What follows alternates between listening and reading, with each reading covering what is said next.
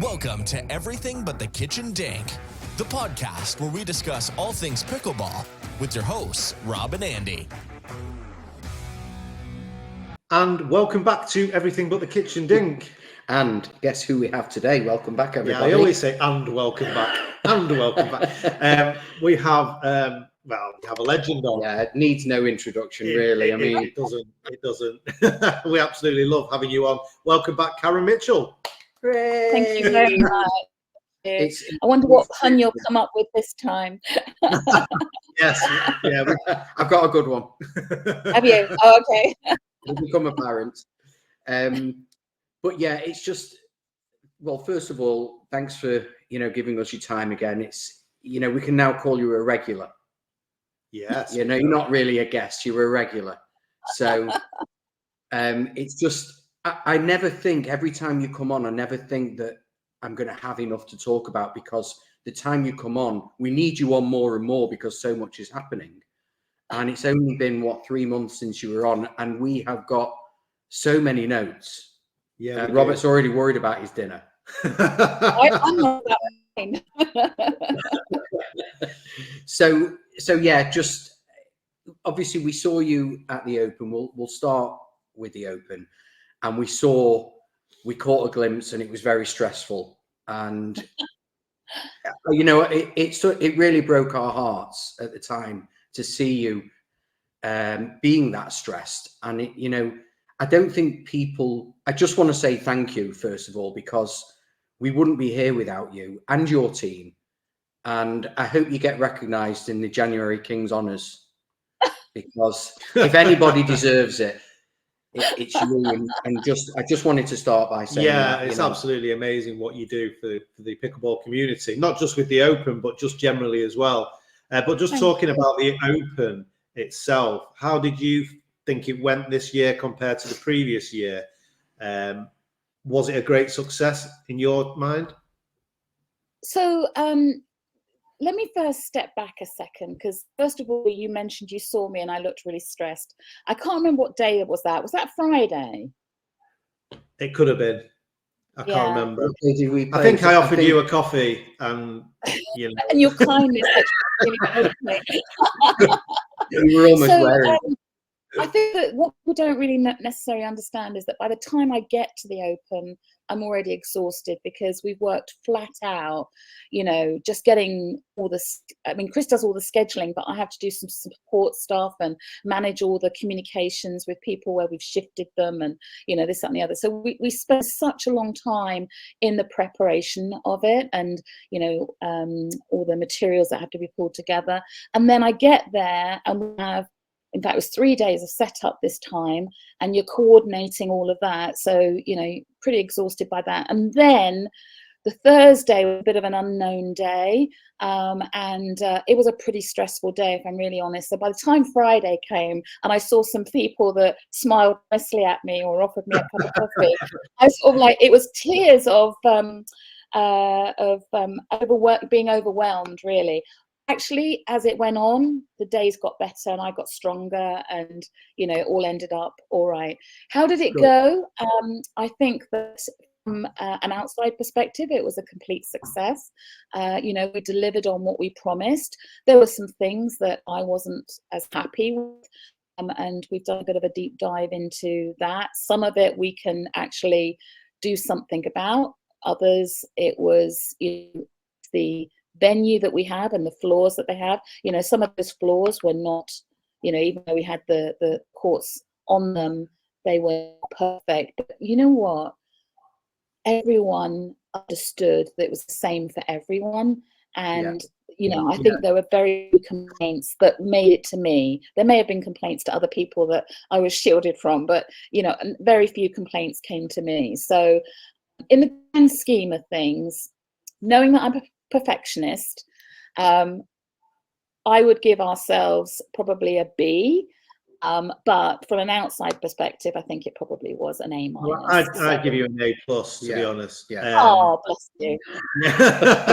Can you mentioned about the preparation, and I don't realize, and one thing I found out afterwards is that it's the third largest pickleball tournament in the world.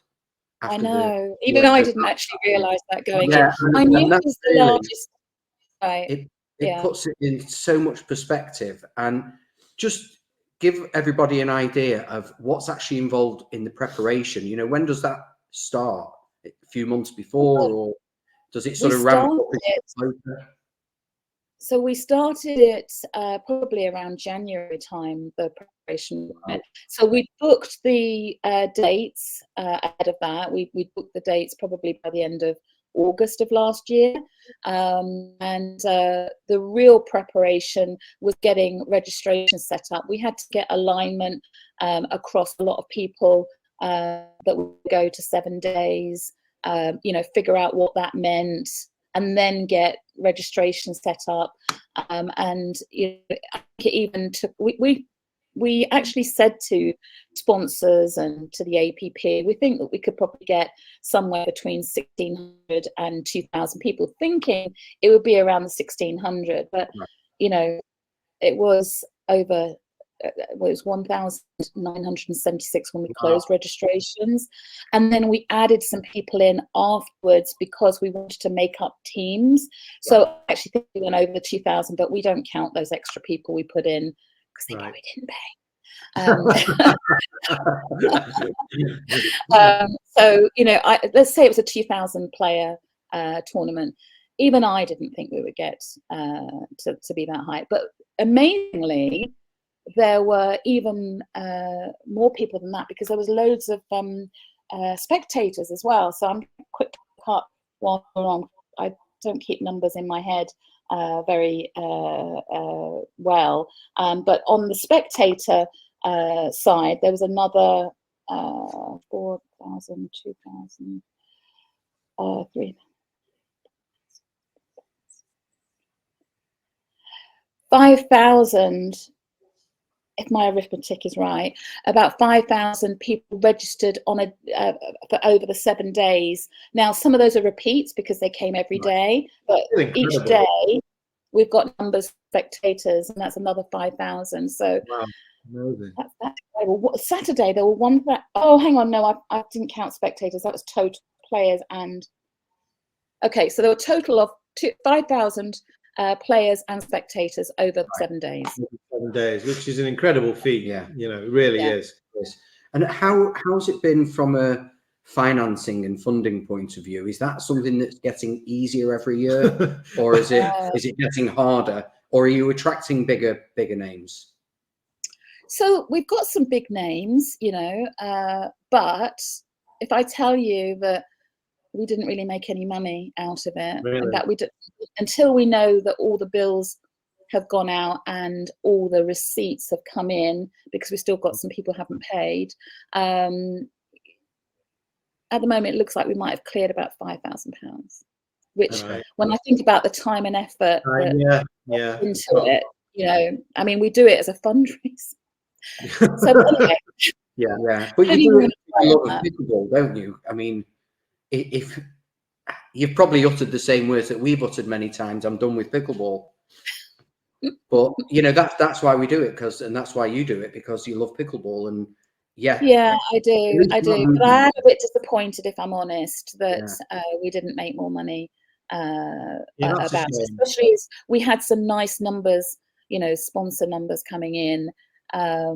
But then we also hoped that a few others would land that didn't land. So, you know, if they had landed, we would have turned a nice surplus, could have been, you know, back into a pickleball. And of course, we were hoping that we would cover the costs of the slam that we did in London via the English Open, but we didn't. So, you know, it's painful. From the work put in perspective, but we've delivered 2 really great events. So again, I'm not going to worry about that. They were good for advertising pickleball. They were good for supporting our sponsors. They were great for players. You know, there are lots of other positives about it. Just would have liked to have made a little bit more of a surplus, really. I mean, for me, it's the highlight of my year, and I actually came down on the Thursday, and I had the best time, you know, just being involved in the paddle battles and everything that was going on there. It's like no other experience. Oh, I'm glad you enjoyed it. No, I always do. Thank you for that. Apart from when we played, we didn't enjoy that. Yeah, that's another story. But let's not go there. Let's not go there. Looking back on it now, have you already thought about next year and how you can make improvements on what is already a fantastic event? Yeah, we've been talking about it ever since, really. And there are a couple of things that came out of this event that, you know, we learned from it. The reason we went to 7 days is that last year, when we had really late nights on the Friday and the Saturday, I think it was, we felt that that was too hard on the volunteers. Well, guess what? 7 days on the volunteers is too hard as well. Yeah. So that means we need a solution that will put us back down to 4 days, and that you know, will enable us to grow as well, which means we've probably outgrown Telford. I'm going to say that. Yeah, I mean, you know, we've got some dates on hold with them, because even if we don't use it for the English Open, maybe we will use it for another event. But you know, we really need somewhere big enough that we could have increased capacity. I mean, dare I say, we should be planning for 3,000 next year. But is that going absolutely. to impact on costs? Obviously, I know Telford is a big venue, but if you're going to need a much bigger venue, and let's say you get another 1,000 people, is it going to cover the costs having such a big place? Well, so that's the other thing, that you know, when you make your plans, you know, you put some estimates in from a budget perspective, but it's only a little bit later that you actually get the final costings in. And part of the reason we didn't make as much surplus is that although I knew what the venue costs would be in outline, you know, there's always extras that come in. And then also, I probably didn't anticipate that everything would be multiplied, you know, to cover 7 days. So like, we have first aid cover. You've got to have 7 days worth of first aid cover, you know, live streaming, 7 days of live streaming. Yes. We had the digital surrounds this year. Now, that was an unplanned, unbudgeted. And the reason why we did it is that we thought that we couldn't get court barriers in for some of our new key sponsors, and we didn't want to let them down. So we thought, well, if we can at least get digital surrounds. Well, in the end, we got the barrier, the court dividers and the digital surrounds. So you've got 2 lots of costs there, you know. So there are lots of things that if you go for 7 days, it increases the cost significantly. That if we went back down to 4 days, but with a bigger capacity, venue, not be quite, you know, so expensive, even though it might be a more expensive venue. Does that make sense? Yeah, it does make sense. Yeah. How does it compare to the previous year? Did you find that it was easier, harder? Are you consistently learning better ways, becoming more efficient? So there were some things that were easier because we knew the venue. So, you know, we didn't have to go and do multiple visits to figure out what we're going to do where and all the rest of it. So that was great. And then there are other things that, you know, you learn because you've got more people, you know, with 2,000 players almost, and lots of spectators and lots of volunteers. You know, lines of communications can get a bit blurred and things can go a little awry. So there's stuff that we need to clean up on and do better. But, you know, it probably went as well as, you know, we could have expected, given all of those variables, you know. Do you think because of the vastness of it, obviously it's very hard, you're losing courts, not gaining courts, so we as players, we can't get practice, we understand that. But then as the day goes on and delays start happening more and more, it's then a case of you get on and you get maybe 1 or 2 minute warm up, but yet people will still be warming up for 10 minutes. Can we do anything? We know delays are natural, but is there anything we can do? Yeah, so some of those delays are really created by players. Yeah. It's yeah, not. I realise that. It's not our system. It's not the fact that we're not doing something right. It's the players not being in the right place at the right time initially. And you're right, people warming up for too long, they're actually the ones that start the rot, because it's a flow on, right? So, what we'd really like to do is to have people that are going around checking that the warm-ups are only a couple of minutes, or, if we have a quasi referee for every court, they'd be the ones that would stop us having lots of warm-up. Are there any plans for having more referees then? Moving forward. So we really do want to have referees for next year. And the lovely Christina Vo, who was with us last year, came again this year. I don't know if you know, but she's currently training up a whole load of. Yes, something on Facebook. Yes. She's actually training a cohort at the moment for the European Championships, and some of that cohort is going to come to Bolton for the nationals. Okay. And then she's looking at getting a new band of recruits to train up in time for next year's English Open. So she's an amazing woman. If you've not spoken to her, she is incredible. And we're really grateful that she's sharing her time between the US and here, and that she wants to invest that time over here in Pickleball England. She's amazing. If I wanted to be a referee, for example, would that impact on my playing at one of these events? Would I have to just be a referee, or could I do both? No, you can do both. You can do both. Well, I guess you would be a referee on days when you're not playing. Right. Or, you could schedule your refereeing. I'm sorry, I'm going to have to put something on because I'm a little bit chilly. 1 second. Yeah, it's all right. It's okay. I would have turned the heating on for you. I'm not turning my heating on. Too, actually, but it was a little bit late in the execution. So, not that. Has he gone out and not put the heat on? Sorry. Is he okay? How is Chris? How are you, Chris? How are you, Chris? Good. He's good, he says. He's looking forward to scheduling the nationals. It closed last night, and he already wants to schedule, but there's lots of things that have to happen before he can start scheduling. So, tell us about the scheduling then, because obviously that must be a nightmare. I assume you have some kind of software, but you have to manually go through it. How does the scheduling work? So Chris will put me right if I say this wrong, but so let's take the nationals, right? Yeah. So it closed last night. I sent a file to DUPA overnight. They've already sent their file back with the ratings of everyone. So now Trevor and myself are going through all of that to see where people are entered versus, relative to their DUPA rating. And this is to stop the sandbagging, I guess. This is to stop sandbagging. And we did this before the Open as well. Yeah. But remember, DUPA is dynamic. It changes all the time, right? Yes. So one word is describing it. You behave. Sorry. Just on the sandbagging. I know you messaged us after. It wasn't really a rant. It was more of a bit of a joke from me. But that it was based on other people also. We seem to be a magnet now for people complaining.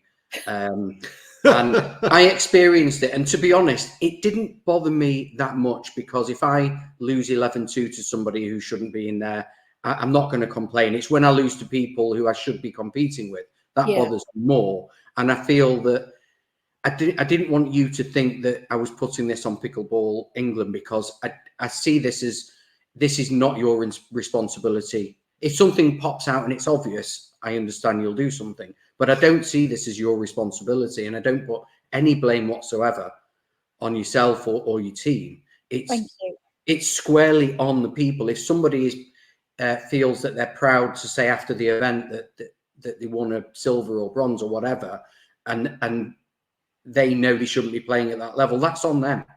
And that happens all around the world. It happens in American tournaments, and you're never going to change that. And so I was annoyed about it, but I'm not annoyed about it from an organizational point of view. It's just something that we would never do. And, it makes me laugh that people would sort of laud a medal but I've said enough. Anyway, Let's go back to you sending off to Duper and then coming back. So we've got the ratings back. Trevor and I are now working through that and identifying people who need to change events. Now, that's not a very quick process because we've both got to look at what event they're in, whether or not they are in the same event for both mixed and gender doubles.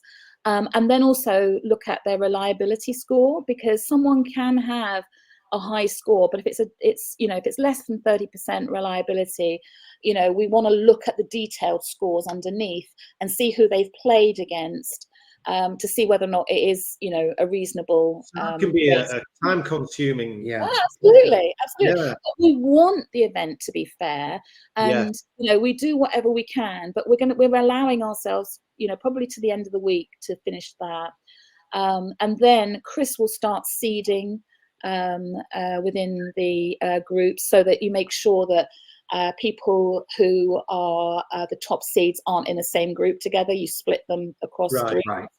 And then he'll also start planning the event. So looking at which groups to put where before. So he'll do a little bit of planning before he then starts putting them into the system.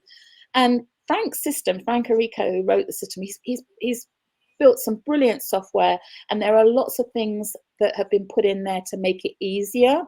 Okay. It's still time consuming, and 4 days of scheduling will probably take you how long, Chris?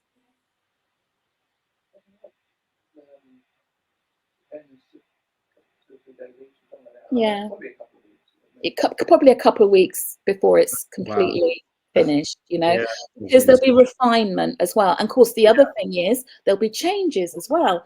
People will have to withdraw because of injury, or someone says, oh, my partner's withdrawn, or whatever, and there'll be changes. And so, we don't really lock it down until a few days before the event, if truth be told. We'd like it to be locked down a lot earlier, but, it's that dynamic, really.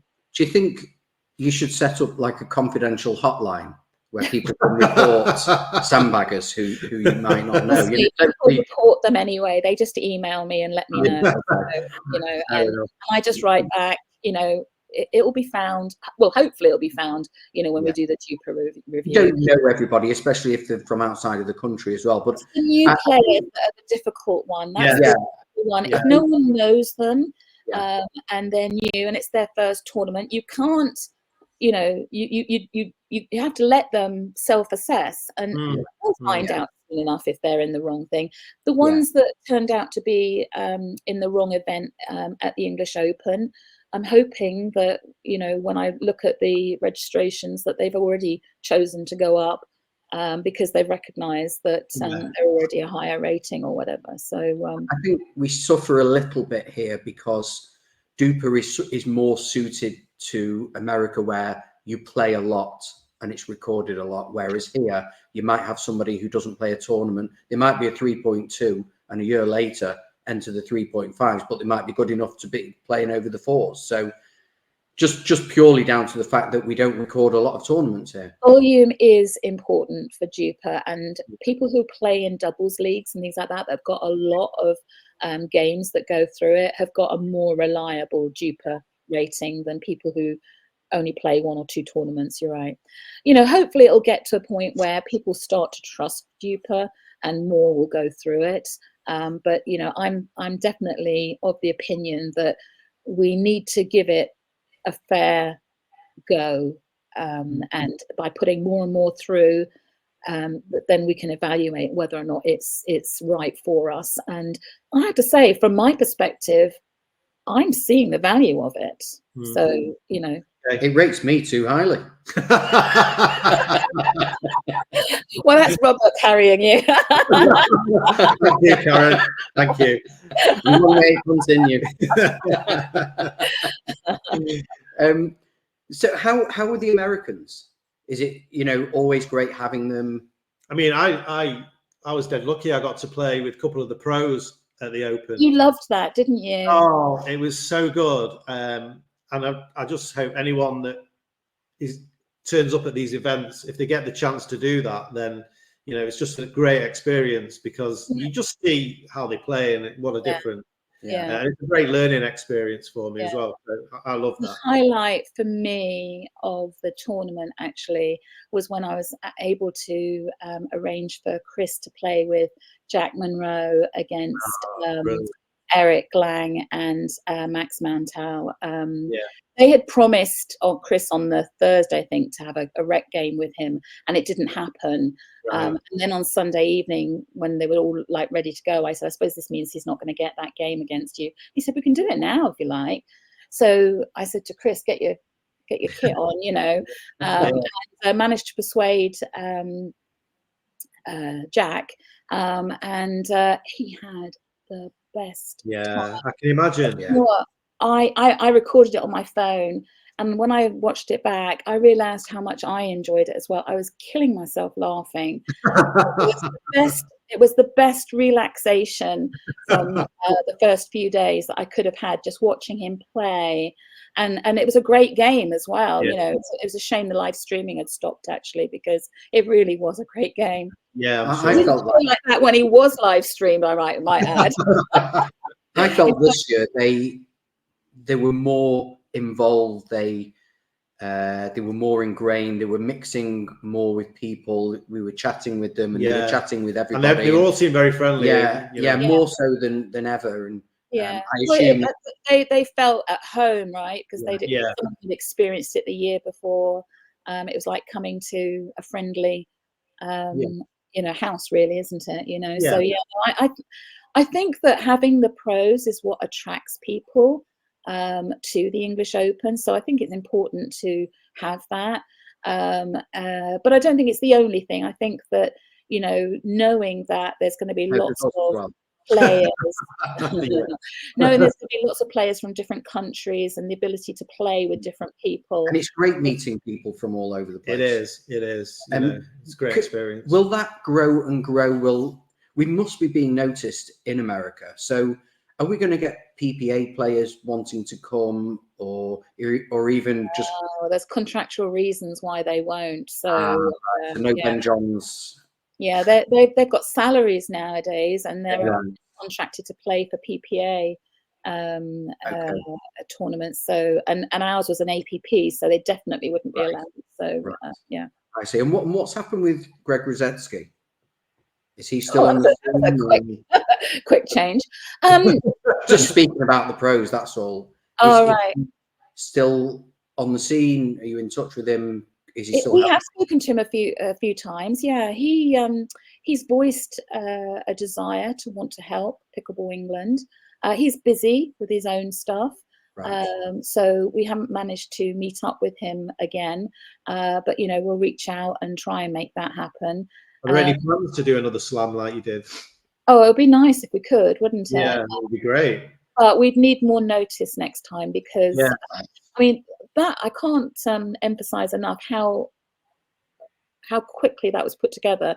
You know, less than 10 days. Wow. You know, to put it all together, and you know, it was a significant cost as well. And because we didn't have a license fee, you know, other things, we couldn't really get any income in on it. We sold a few tickets the day, but you know, there wasn't really any income coming from it. So if we did it again, we'd definitely have to at least cover the costs of it. So you know, we'd need a bit more time to do it. But you know, we recognize that it was a great pop-up. It was great for people who went along to watch. They loved it. You know, my favorite bit was the battle of the sexes, the girls playing the boys, and Padia and Pay beat James and Lewin. I really wish we had that on video, but unfortunately the videographer left early. Yeah, he sounds like he was paid off, if you ask me. I think so too. So just drawing a line under the Open, can you give us a good, a bad, and an ugly? Good, bad. Like, just sum up. The good was that even though people knew what to expect, So like last year, there was a sense of surprise. No one realized what it was going to be like. This year, all the people that have been were there last year knew what to expect. And I was a bit worried that it might not meet expectations. So the good was it did, and that everyone really enjoyed it. So that was the good. Plus Chris's match with the pros, that was definitely a good. The bad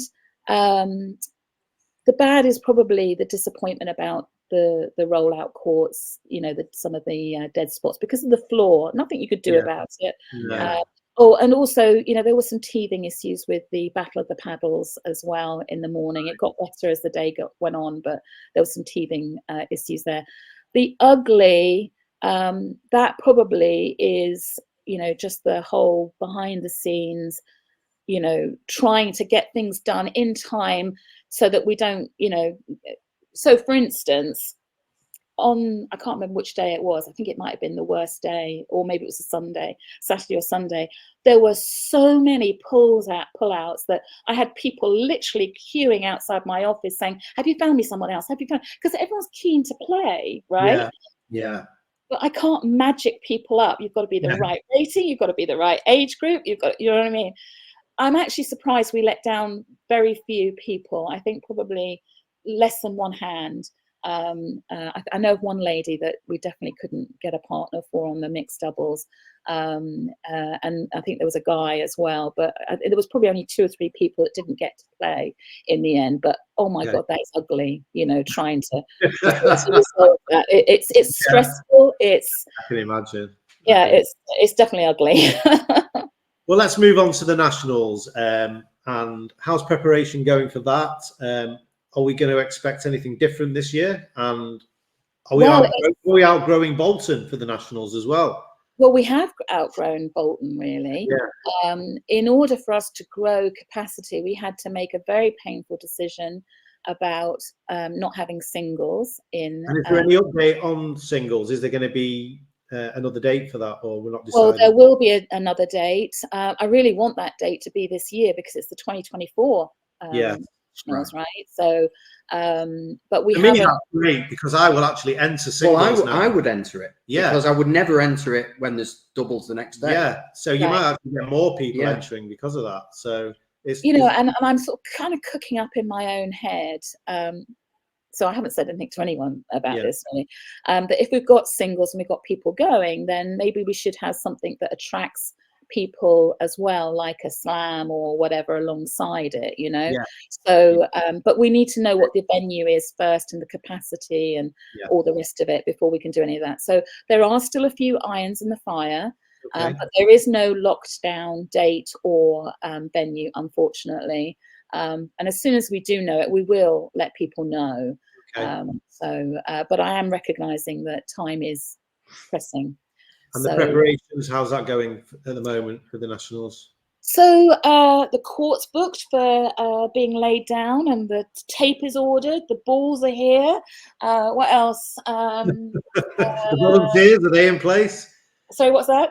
The volunteers are all in place, I guess. We've got volunteers filling in forms. I haven't actually looked to see if we've got enough yet. We obviously we've got registered players. We've got the live streaming. I've got a quote for Sportsbeat to come along, who do the videography and interviews and stuff like that. I think everything that needs to be in place. We've got the first aiders in place. We've got massage. So I think UK pickleball shop. Are they going to be? Yeah. The UK pickleball shop will be there. There'll be fantastic. And they're firm friends. They'll be making sure that Franklin are represented as well. But I don't think that Jared's going to make it this year, which is a real shame. But he was here for the Open, so we can't expect to see him for 2 events really. I think most things are in place. Sally will tell you that she wants the sponsors locked down so that she can do her magic, all the materials. She's got it mostly together, but she can't finish it until we know exactly which sponsors. So I'm trying to lock that down today, actually. So I will be ready. We'll always be ready. So Is it like the Open is over and this is like a walk in the park? It's like a breath of fresh air, or is it still quite high stress levels? Or do you enjoy this more because it's smaller? I always enjoy nationals much more, and it is because it's a smaller footprint of the place. So I see more people. I'm also not locked into a cupboard, and it's deliberate that I'm locked into a cupboard at the Open, because there's so many more people trying to get your attention, and if you want to get some work done, you've got to be behind a closed door, right? But at nationals, I don't need to be as much. I hope that that's the case this year as well. So I do enjoy nationals more than the English Open, if I'm really honest. I can also position myself near the championship court, so even if I'm working, I can watch some games, which is really nice. There's a lovely atmosphere at Bolton, and it's so close to the restaurants afterwards that you can go off to eat and you'll bump into someone friendly and, you know, share dinner or whatever. You know, we know where everything is. I actually made some assumptions that are not proving out, because we assumed that we could have, you know, like a locking cupboard and things like that isn't available now. So we're going to have to work around some of those things. But otherwise, you know, it's like knowing the glove fits, right? Yeah. Well, we live locally. If you need us to store anything in Robert's garage, that's fine. But I've got one more question on the nationals. A friend of mine asked a question, a guy, Robert from Manchester. He said, how is one able to commentate on the games? Oh, okay. You fancy having a go, do you? Yeah, definitely. I think we'd work quite well, the two of us. I don't know what Rob and Sam would say about that. Yeah. We might have to give you a little run through first. Yeah. You didn't do the commentators course that Dominic Catalano did. We didn't do the podcasters course either. But you've got podcasting for dummies, right? Yeah. We wrote it. So Dominic Catalano did a workshop. It was a couple of hours workshop with people at the English Open. By all accounts, it was a great success, and people really enjoyed it. Rob was on it, and you know, he learned stuff from Dom, which we're hoping he is going to put into practice at the English Open. Now, sorry, the English Nationals. Now, whether or not I'll let you both on together on your own, or whether I might let you on separately with a guiding hand, I'll let you have a go, I think. But Thank you. Who dares? Yeah, I think it'd be good. I think it's what the listeners want. Yeah. It might be that 9 o'clock first thing in the morning slot. Yeah, the graveyard shift. We'll make something work. Okay, brilliant. Pickleball England, how's the current growth going with that? What are the numbers up to these days? That's really going well, actually. Let me have a quick latest numbers. This was as at the end of September. Let me just quickly open this. I don't want to misquote. No. So as at the end of September, there were over 9,600 members. Wow. Okay. And where's that in relation to your projections of your expectations? So we originally started with the 25,000 by 2025. We didn't factor in a pandemic. I don't know why. We also didn't really didn't have an understanding that the majority of recreational players don't see a reason for registering. So we probably should have made it 25,000 players by 2025, which we've smashed, because there's over 35,000 players in England now. If we had realised the other things, then probably we should have gone for about 15,000 by 2025, which I think we'll get to. But remember, there's sort of good 18 months there where you couldn't do anything really. You know, you couldn't play indoors, so you couldn't really grow numbers, right? So I'm not going to beat myself up that we're not going to get the 2025, but sorry, 25,000 by 2025. It's also very hard to actually put a number on it, which is why I'm sick of hearing how paddle has 250,000 players, because there's no way of them knowing that, and numbers are just thrown around. But I was more asking from the point of view of where, if you're happy where the numbers are going and meeting your. I am happy. I mean, I would really like. I would have liked to have got to 10,000 by now, but you know, I thought we should have got to 10,000 by now. But I am happy with where it is. Every time we have something like the Nationals or something that people want to play in, we have a registration spike. So it's obviously competitors that are driving that membership number, and I think that everybody else we just have to track as recreational players, and it's an extrapolation, right? Do you think that there's obviously the growth is so fast, and even when any business grows so fast, it can provide challenges where maybe it can plateau because of you know, development restrictions, and you know, if Pickleball England is predominantly still voluntary organisation, will it get to a point where it will become a business? And are you sort of going to? Don't get me wrong, it's a voluntary organisation, but it is a business. I mean, we put in our accounts for last year, and our turnover last year was, again, I don't remember numbers really well, but £330,000, around that number for last year, and this year it'll exceed 500,000, I think. So we can still grow. Oh God, yeah. You know, okay.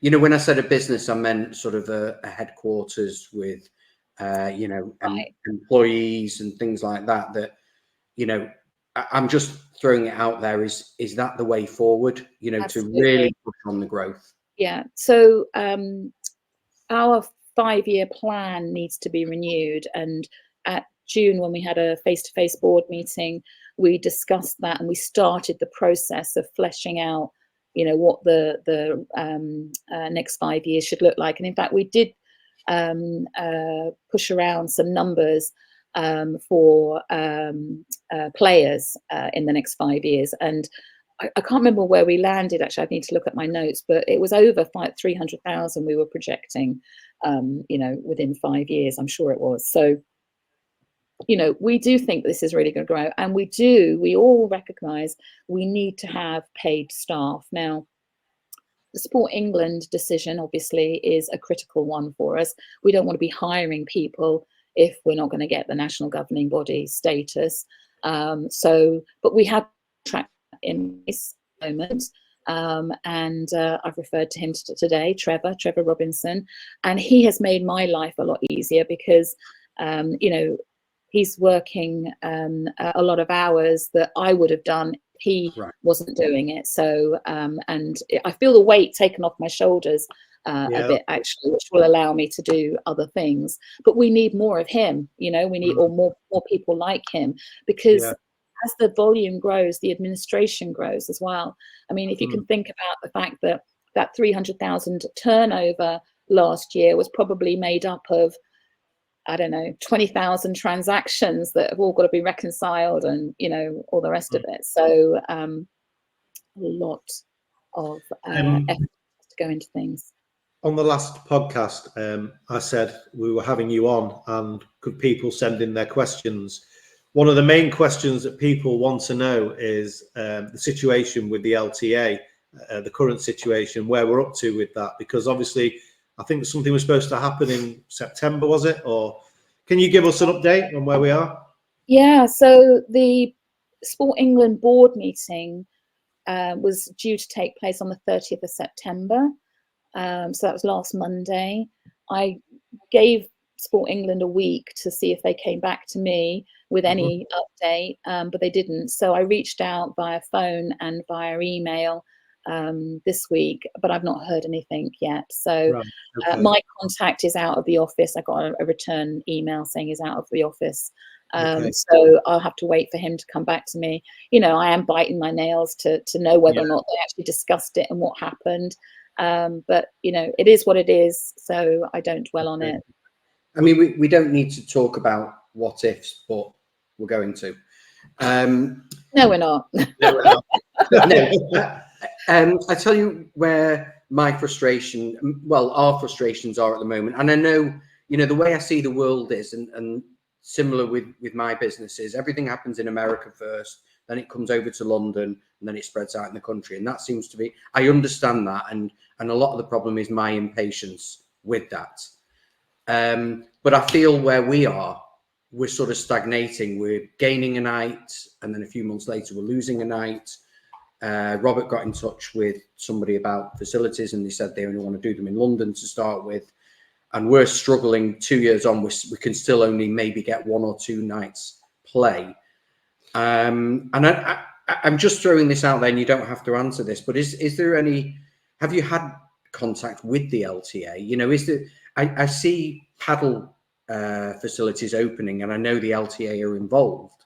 Is it possible that, I mean, they might not want to, but is it possible that you can work under the umbrella of the LTA and still have control, or is that just not an option? Because I think, you know, it was just one is opening down the road from us, and it's 7 paddle courts, and it's. But if you were to look into that, are you sure the LTA are involved in that? No, because they're not involved. The majority of paddle were courts mentioned in the news article. Private ones I or think investor-led.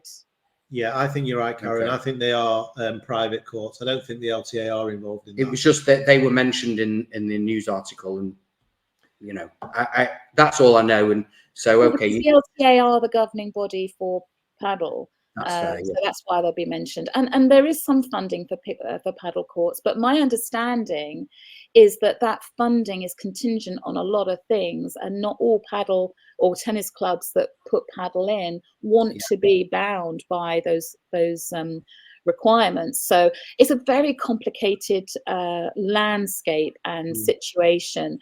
And I'd really rather not speculate, because my opinion might be different to another board member's opinion. You know, and I'd really rather let's see what happens with the decision, and you know, take it from there. In terms of facilities, though, you know, I attended a investors meeting. That was last week, actually. I think it was last Monday, for a potential new club in Farnham. I saw today on the internet that they got planning permission for that facility.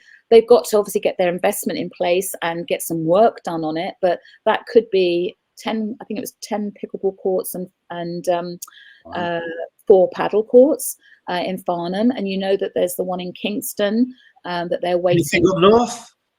Sorry? Anything happening up north here? Well, actually, I'm aware of somewhere where they're looking to try and get investment in the Birmingham Solihull area. And I'm aware of a US company that are looking at Manchester area, which is so close to you.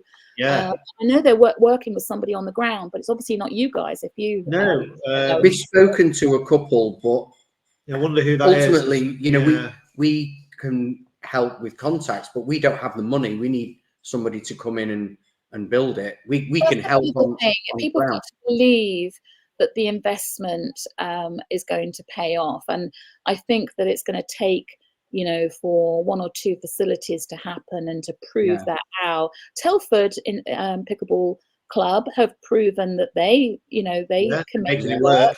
And they're expanding. So that's one, you know, maybe if a second one comes in and does it, then that might give investors more of a leg up. But this is an area that I want to beef up support for potential facilities in the provision of data, you know, and information that might help, guidance for people who are looking to do facilities, that sort of thing. I do want to beef that up. I know that James is working with a few people that are interested. I'm working with a few people. You know, I'm sure that other board members are discussing things as well.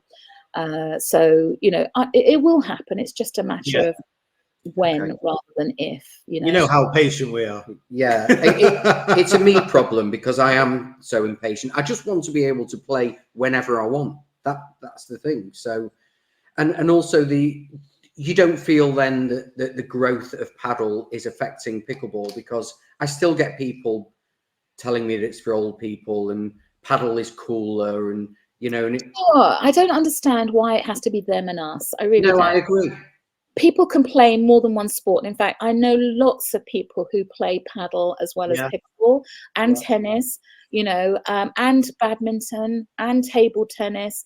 In fact, all of those sports give you some skills that you can then use on the pickleball court. So, I don't think that we want pickleball exclusive people just playing. We want people from all walks of life playing, the all age groups, all abilities, and in fact that's where my passion is, the getting people off a couch to do something that is exercise without it feeling like exercise, that brings you joy, that helps your mental stability, all of those things.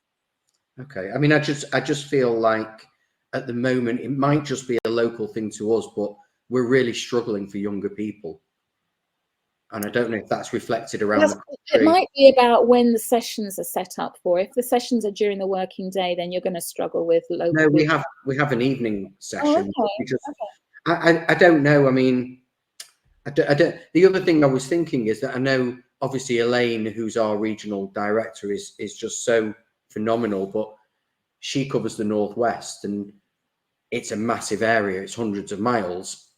Are there any thoughts to have more local regional directors, so sort of a Manchester one and a Liverpool one, things like that, or is it just a case of people moving forward? That was the idea of county reps, that each county would be covered by a rep. I don't know if you've got somebody in your county. I don't know. There's just someone called Lindsay. Lindsay Hammond. Yeah, this is Lindsay Hammond. Yeah, well, I think she's going to be brilliant. Actually, she's just run for Elaine a doubles league and the club league one session, I think. So I think she's phenomenal. But there's a learning curve, and B, there's only so much volunteers can do, right? So what we need to do is to finish our 5-year plan, look at the next 12 months, what we need in place, what we've got in place, and see where the gap is and see what we can do to fill those gaps. But volunteers are very special people that put themselves forward. Often it's not thanks you get, it's complaints, and therefore it stops other people wanting to volunteer. So we need to find a way to make volunteers feel appreciated so that they want to do more, and go through to build up on what things they'll take on, so slowly build up, that sort of thing.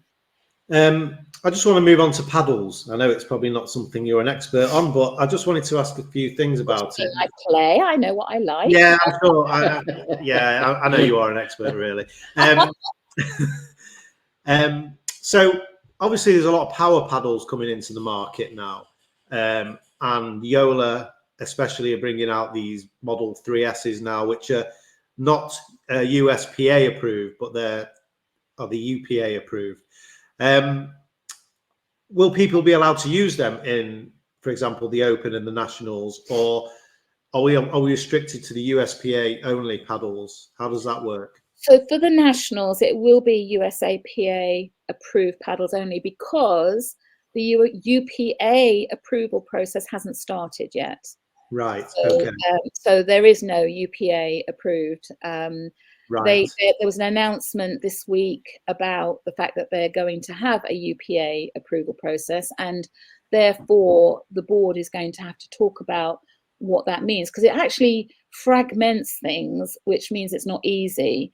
And so we'll have to have a discussion about that. We don't want to exclude any paddles really, but we want to make sure that paddles are safe, and that you're not got somebody manufacturing something that doesn't meet certain standards. So the board we've got a meeting happening, I think it's going to happen on the 27th, so no doubt this will be a topic we'll start exploring then. We won't have any answers straight away, but we'll start looking at it. We've seen some paddles that have come out. Some since these Gen 3 paddles were banned, we've seen others come out that say they are only UPA approved. Yes. So that's. So I didn't think that their approval process was in place yet. I mean, it might not be, but it might just be salesmanship. But it says on the paddle UPA approved. Yeah. So. Okay, well, we'll start looking into that. Yeah. For the moment, though, for the nationals, I would say until a decision is made otherwise, it's USAP approved only. Right. And I'm always willing to lend someone a paddle if they haven't got a USAP approved. Robert's got plenty. Yeah. He's got enough for everyone at the nationals. Okay. Well, I think you know, Karen's final thoughts. Yeah. Anything? Is there anything that we don't know about that you'd like to tell our listeners before we finish? Is there anything that we don't know? Anything exciting coming up? Any big exclusives that we can reveal?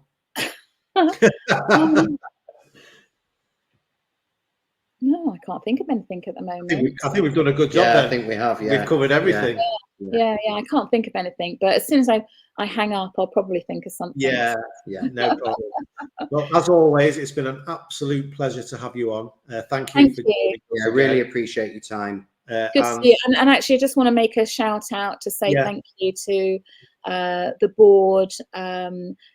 You know, I was reviewing the numbers today with Trevor, you know, the financials, and the number of events that have been put on this year all around the regions and across the country has been amazing. And that doesn't happen without the efforts of the board, the county reps, and all the volunteers. So, you know, big thank you to everyone. Absolutely. Well, I know I've asked you this before, but what's the possibility, now that we're a few months down since I've asked it, of having sort of, I know we've got the team regionals, but maybe sort of mini events like warm-ups for the, you know, the nationals and that don't seem to be around the country. They seem to be focused around the Midlands and South.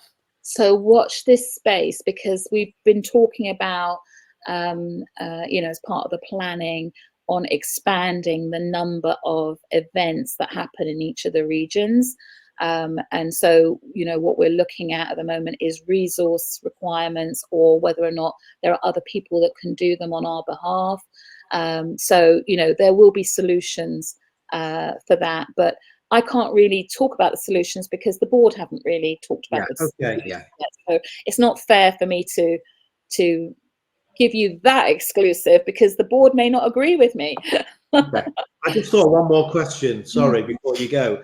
You know, the Franklin Premier League, the Pickleball Premier League. Yes. Are there any talks of that coming under the umbrella of Pickleball England at all? So it is an independent league, but it is sanctioned by Pickleball England. It is, right, okay. Yeah. Right, I wasn't sure. Okay. So in fact, I had a conversation with Ed Hares this morning, which was the same conversation we had about paddles, because, you know, they obviously are running a league that's sanctioned by us, and they want to know what our stance is around paddles and things like that, because they don't want to be excluding jeweler players. So we are discussing and having conversations. So. Perfect. Thank you so much for coming on. Thank you so much. Pleasure. Thank you so much. See you again soon. All right. See you at the Nationals. See you at the Nationals. Look forward to it.